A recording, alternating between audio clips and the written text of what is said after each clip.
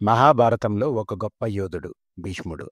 ఆయన శబదం వెనుక ఉన్న కథ మరియు యుద్ధంలో బాణాల మీద పడుకున్న ఆయన ఎందుకు వెంటనే చనిపోలేదో తెలుసుకోవాలనుకుంటున్నారా?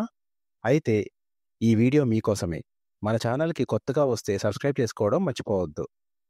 హలో ఫ్రెండ్స్, భీష్ముడిని అందరూ గొప్పవారంటారు, కానీ ఆయన జీవితంలో చాలా కష్టాలు, త్యాగాలు ఉన్నాయి. ఆయన ఎందుకు అంత పెద్ద శబదం చేశారో, అది ఆయన జీవితాన్ని ఎలా మార్చేసిందో ఇప్పుడు చూద్దాం. భీష్ముడి అసలు పేరు దేవవ్రతుడు.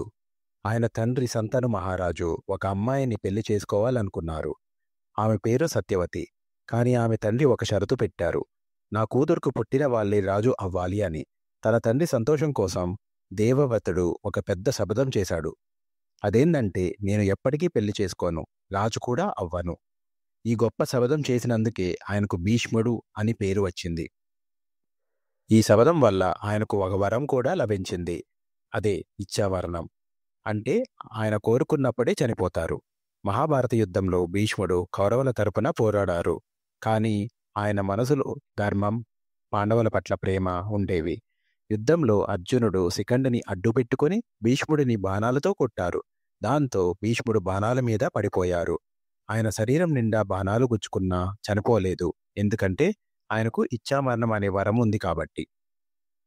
మరి ఆయన ఎందుకు వెంటనే చనిపోలేదు? దీని వెనుక ఒక ముఖ్యమైన కారణం ఉంది. ఆయన మంచి సమయం కోసం ఎదురుచూశారు. హిందూ పురాణాల ప్రకారం ఉత్తరాయణ పుణ్యకాలంలో చనిపోతే స్వర్గానికి వెళ్తారు, మళ్ళీ పుట్టరు.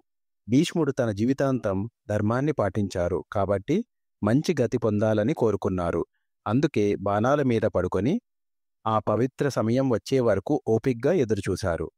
ఈ కథ మనకు ఏమి చెప్తుందంటే, భీష్ముడు తన మాటకు, ధర్మానికి ఎంత కట్టుబడి ఉన్నారో తెలుస్తుంది. ఆయన చేసిన ప్రతి త్యాగం వెనుక ఒక గొప్ప ఉద్దేశం ఉంది. ఈ వీడియో మీకు నచ్చినట్లయితే లైక్ చేసి మీ ఫ్రెండ్స్కి కూడా షేర్ చేయండి. ఇంకా సబ్స్క్రైబ్ చేసుకోవడం మర్చిపోవద్దు.